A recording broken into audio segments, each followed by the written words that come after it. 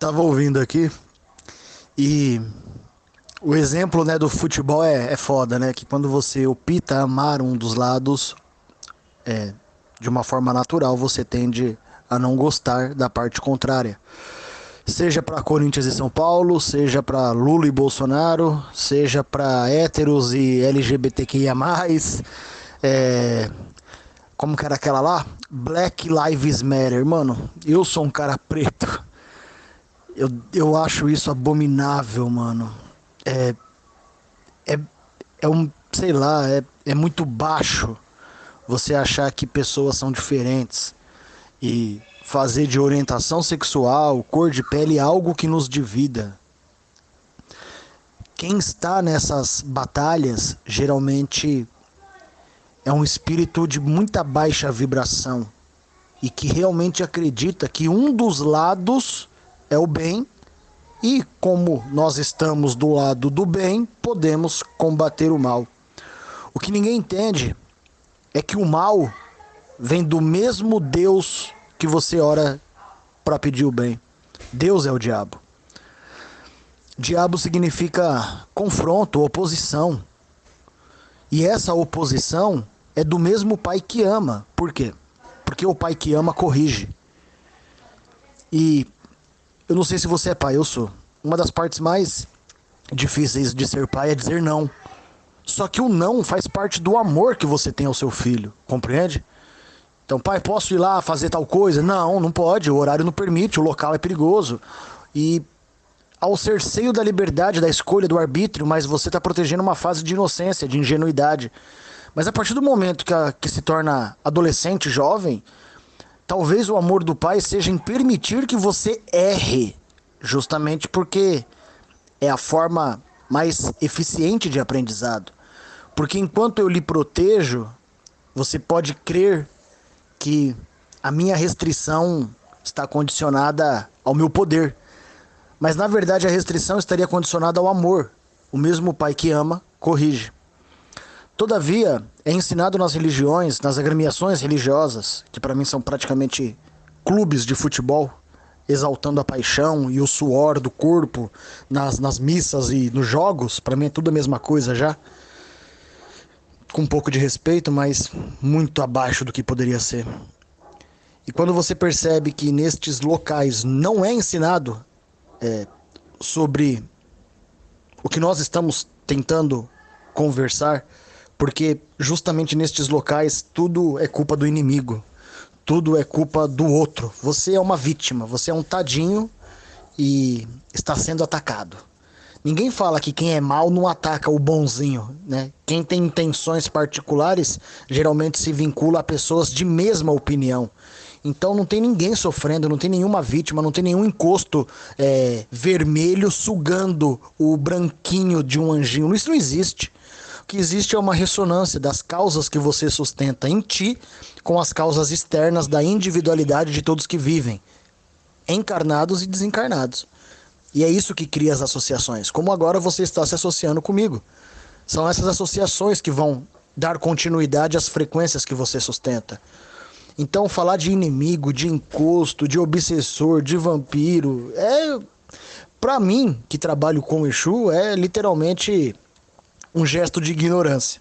Porque não existe maldade, existe burrice. Até mesmo aquele que crê na sua maldade, no fim das contas é ignorância, porque não entende ou não percebe como esse retorno virá. E este retorno é apenas a consequência natural dos nossos atos. Nós somos causa de tudo que acontece com a gente. É por isso que deu um terremoto lá que matou 5.000 pessoas, mas pra você não mudou nada. Mas pra aquelas 5.000 pessoas, mano, é o fim do mundo. É por isso que você, neste momento, tá num dia de céu azul, ensolarado em São Paulo, mas lá em Gaza tá o inferno. Mas não tá o inferno pra você, então não abrange todo mundo. Então cada um passa pelo que precisa. O estuprador e o estuprado se encontram. A vítima e o assaltante se encontram. O, o defunto e o algoz estiveram no mesmo local. As suas associações com o externo parte da sua própria mente. E quando você começa a entender, estou usando as suas palavras, às vezes eu quero sentir, mas aí a cabeça começa a fazer muito barulho. Perfeito. Porque o cérebro é interpretação e o coração é expressão de sentimento, de criatividade. Quando for difícil de pensar, a ferramenta do sábio é sentir, não somente uma empatia, mas principalmente uma interpretação, entendendo que Deus está em tudo que é vivo. E toda vez que eu prejudico, que eu maltrato, que eu violento, que eu tiro, que eu gero algum tipo de negatividade em cima da vida, eu estou efetivamente, literalmente, indo contra esse, entre aspas, Deus. Deus está na samambaia, no pé de arruda ou numa capivara, da mesma forma que está em mim. Todavia, o que difere essa percepção é o seu grau de consciência. Talvez a planta e a capivara não entenda a continuidade da vida vinda do éter, tornando através do colapso da função de onda em partícula, em átomo, e a trindade do átomo, prótons, nêutrons e elétrons, e a existência do vazio dentro, entrelaçado com esse mesmo átomo, a vibração, e esta vibração permite que o que vibrar igual caminhe em paridade, o que for igual pode se associar. Então você começa a entender que tu, sendo causa de tudo, as associações externas, os relacionamentos, as pessoas, a família, o casamento, o emprego, tudo vai ser uma continuidade dessa sua vibração. E quando você me diz, porra, Rafa, eu não comecei antes porque eu perdi o emprego. Irmão, a cada 20 pessoas que fazem psicanálise, 15 vêm depois de perder o emprego ou terminar o relacionamento. Sabe por quê? Porque é a constatação de uma mudança de frequência. O seu emprego era perfeito para você um tempo atrás. Você vibrava com os seus amigos de trabalho, com o seu chefe, tudo era muito parecido. Neste momento, todo mundo continua igual e você, o idiota, resolve mudar a sua frequência. Neste momento que há uma desassociação de tudo aquilo que você ressoava. Quando eu digo idiota, digo no bom sentido, né? Porque é assim que nos vem. Ah, mas por que você não se acostuma? Por que você não faz igual todo mundo? Por que você não vai lá receber o santo remédio igual todo mundo? Por que você não vai no show dos grandes artistas igual todo mundo? Por que você não ama futebol igual todo mundo? Igual todo mundo. Comportamento de rebanho, ovelha. Ovelha precisa de pastor. Criamos leões, independentes, diretos, conectados, intuitivos. Compreende?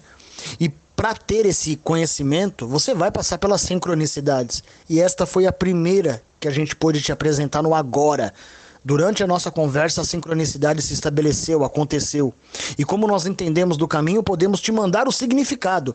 E antes de te mandar esse link, nós fomos em milhões de locais que teoricamente tem essa mesma resposta. Só que até que a gente encontre algo coerente, que faz sentido, atrelado às energias, com uma simbiose numerológica, enfim, com tudo isto que preenche o quebra-cabeça, antes da gente ter essa assertividade, a gente estudou bastante. Então, qual que é a praticidade desse trampo que eu tô te apresentando e que você já tá dentro? É justamente isso, mano. Você vai passar por degraus que todo mundo que se ilumina ou que todo mundo que busca uma iniciação espiritual passou. E o seu caminho não tem como ser extremamente diferente. Eu posso lutar contra o vício do café e do cigarro e você pode lutar contra o vício da punheta. Ainda assim, estamos nós dois lutando contra vícios. Compreende? Quando você começa a entender que o que nos difere são apenas os tons, os graus e não necessariamente a virtude, a gente começa a entender esse lance de eu não tenho por que mais criticar ninguém. Estamos todos vencendo alguma coisa. Para alguns é um atrito familiar, para outros uma situação de escassez, para outros vícios cotidianos, para outros distúrbios neurológicos, para outros descontroles emocionais. Tem gente sendo traída agora e perdendo o grande amor da sua vida, mano.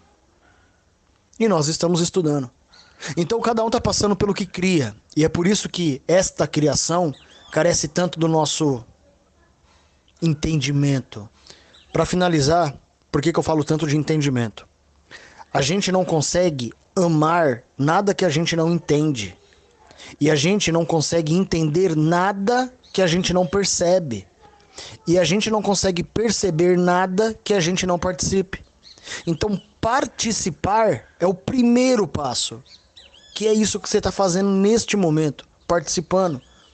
Depois da participação vem a percepção. Você vai começar a perceber. Você vai começar a ver o que antes não conseguia, mas que estava lá.